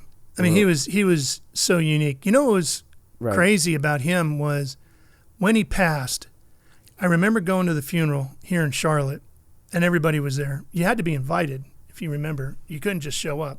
There was a list of people, you basically got invited to go. And I remember being there, and Steve Burns was there, and all the guys we worked with. And afterwards, we're all standing around outside, and naturally you just start telling stories, and everybody had one. Everybody had a story about that, about him testing them and how they did with it. And everybody had a story about something that he did charitably that he didn't want anybody to know about. Mm-hmm. And you're like, this guy was amazing. Not only was he phenomenal as a wheelman, but he was incredible as a human being. It's, what, I think it's a lot of that coming from humble beginnings helps someone be that way. Yeah, and it's one of the things, as I look back at my career now, that I cherish the most, the interactions I had with him. Mm-hmm. they're all memories. There's nothing to show from it. I've never been one of these guys that, hey, man, can I have a helmet or, that kind of thing. I would love those things. I love racing memorabilia, but I've never been one to ask for a lot of that stuff. But with him, I got a couple little things, but it's really the memories that are the most significant for me. Did you ever piss him off? No, but I could have. Yeah. I had the opportunity. There was a time at Atlanta where he was sick as a dog, and he had just come out of the motorhome, and there was something, I don't remember what the question was, but there was something going on, and our producer desperately wanted this question asked. And he was like, you got to get this question. It's, you whatever you do down there today, I don't care if you never eat again, you're going to ask this question. You got to get the answer. It's like, okay. So I saw him come out, and I knew he wasn't feeling well, and I said, Dale, I've got one question, if you don't mind. And he looked at me and goes, one question? I said, one question. I asked one question, got the answer, and left. Had I asked question number 2, I'd have been done. Really? Wow. No kidding. But you got to know, that's you learn the person. You got to learn everybody on that grid that way. You got to know where you can and can't push. Right. For example, I would never bother him when he was standing up against the car before the start of the race. He'd be talking with Teresa or his kids or whatever. I always left him alone. He knew why I was there. He knew I had an interview scheduled before the start of the race or whatever. When the time was appropriate, I'd step in and do my deal and then leave. But I always gave him that time there, and I think he respected the fact that I respected that for him. That was family time then, And that is one of those connections that I think is lacking nowadays with the reporters and the drivers, because you don't get that much anymore, because we've gotten to the point now where I think the PR people and the managers and the handlers have all kind of like painted the picture of they're not the people we should associate with, because they'll throw us under the bus. There's a lot of people that want to be hangers on. You got to weed through some of that. There's a lot of people that are trying to earn their position there, that try to be defensive shields, and maybe they don't need to be. You kind of got to let it develop organically. You're not going to get along with everybody. We're all human beings. Right. You just don't mesh with everybody. There's drivers I haven't gotten along with, but you find a way to deal with each other professionally, in those moments, and you get through it. And that's okay too. What drivers haven't you gotten along with? Oh, there's been a couple, and we've had our moments, and then I'll save those for a book down the road somewhere. It's all going in the book, huh? Yeah, because I'll still need to deal with those guys today. Yeah, I was going to say, come on, you can share it here. Yeah, no, but you learn from those bumpy moments, and you realize that ultimately, hey, we all got jobs to do. You just got to find a way to get along.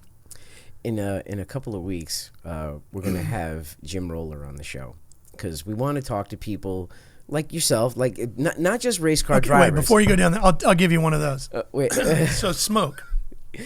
Tony Stewart. Tony. Yeah. Tony and I have always gotten along, and I love Tony. He's a good friend. Oh, my God, the way you two bust each other's balls. Well, that's where I was headed. That's where I was headed.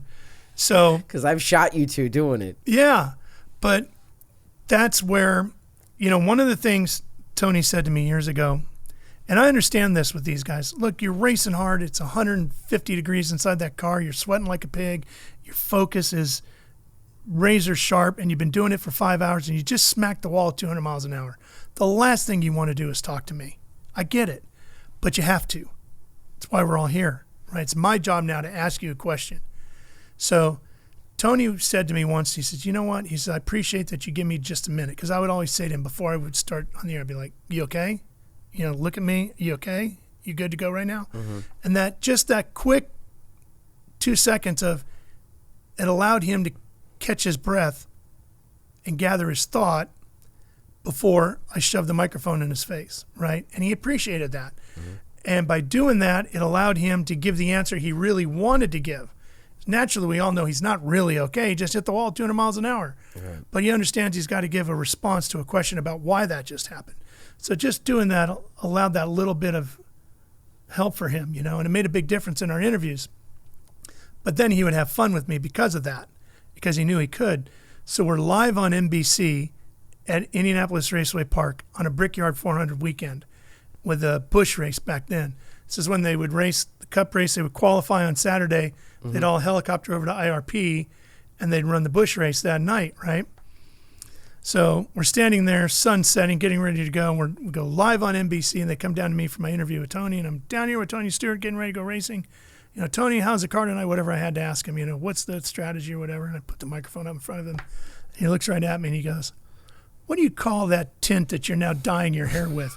He says, is that tequila sunrise? Is that what you call it? Remember, we're live on NBC. And I looked right back at him, and I said, listen, you keep eating the way you are, they're not going to have to put any more left side weight in that race car. Live on NBC, and he just starts cracking up. I said, now tell me about your strategy. And he goes, okay. We went into this thing. That's our first two statements to each other live on NBC. It was great. You're forgetting a very important element to that story. Which is? I was standing there as your pit spotter. Yes, you were. Yes, you were. Don't you remember that? Yeah, you were. Oh, it was hot that night, too. Oh, yes, it was. God, it was hot that night. Yes, it was. It was a hot weekend. And that was the thing. They'd all been over there sweating, doing qualifying, and they come over and do this. I know.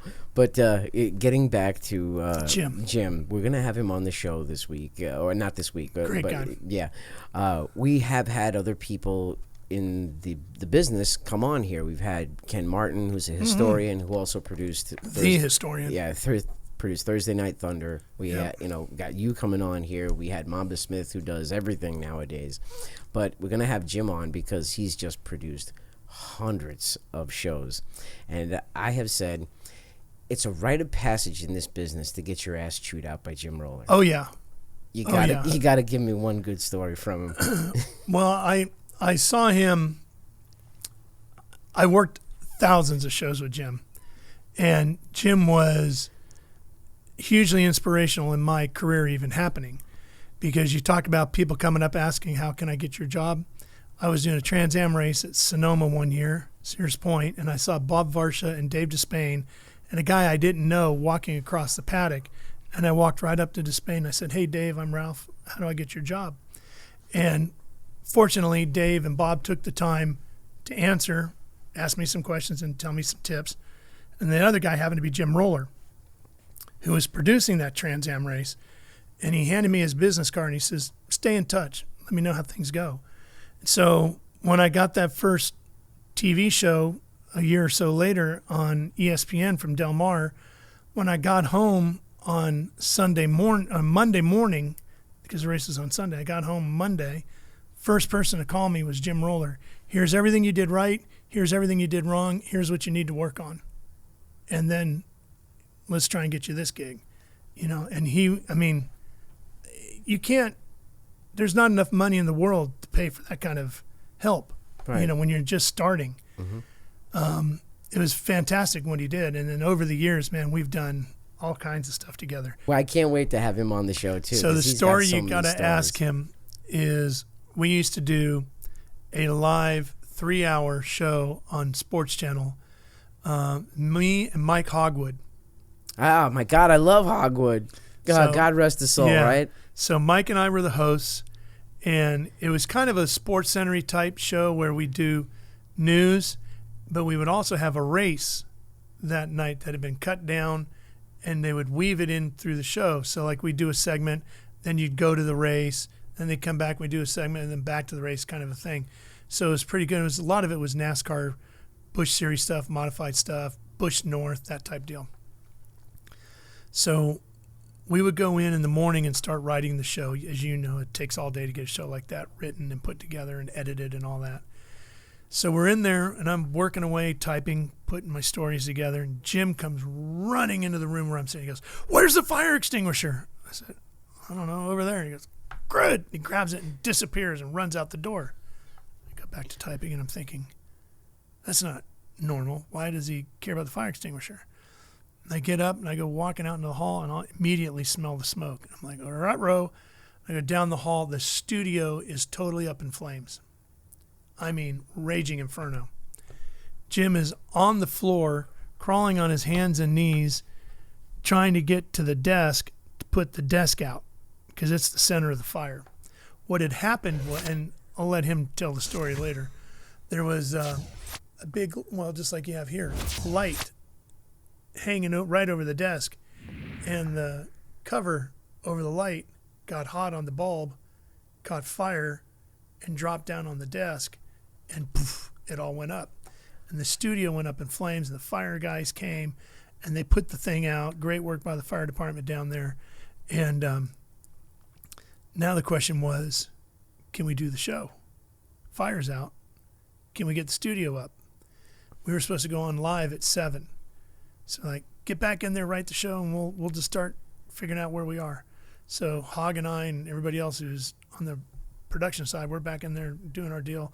All the guys on the tech side are in the studio trying to sweep out Halon and rewiring the studio and trying to see if we can get a signal. And okay, we're not going on at 7. We'll try 7:30. Now we'll try 8. Now we'll try 8:30. Finally got to a point where there was only a half hour left, and they're like, just we could get the signal out, but they couldn't see it at the headquarters where it had to go. This was what, MediaCom? Where it was? Where this was. Jim will remember the name of it. It was down in Fort Mill. Oh, okay. It was the ESPN was using the building down there. Oh my God! Yeah, I can't wait to have him. It's a great story. And he'll tell you about how that all went down. We're gonna have him on. That was a crazy day. You know, it's funny. We all went and drank tequila after. I bet. Because everybody was a little worn out. Would have needed one after that.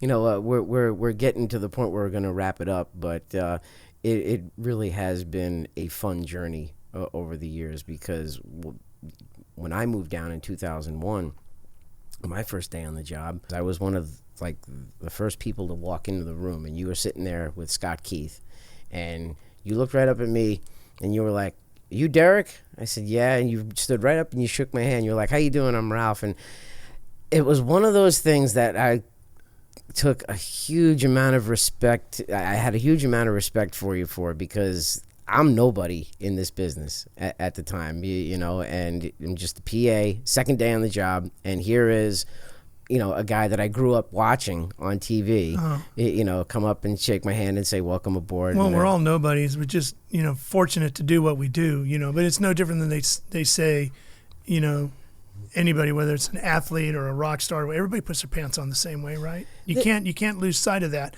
We're very fortunate to do what we do, very lucky to do what we do, get to be on TV and talk about these amazing events and go and be a part of the history as it happens. That's what I love about it. But yeah, we're no different. But yeah, I appreciate you saying that. Yeah. But yeah, we had some fun adventures along the way. And we'll have more. Yeah, there's a lot more to go. Don't read the menu. That's the other story. Then you got to tell that story. Okay, for the listeners and the viewers, yeah, this is the last story. Okay, we were Colorado. Pikes Peak, 2001, 21 years ago. Yes. Oh my God, it's a lot less gray hair ago. But it was me, you, Pete Richards. Who else was pit reporting? Glenn Jarrett. And you know Glenn. You know he's got that verbal cadence to him, that delivery. "Hey, how you doing?" You know. Yeah.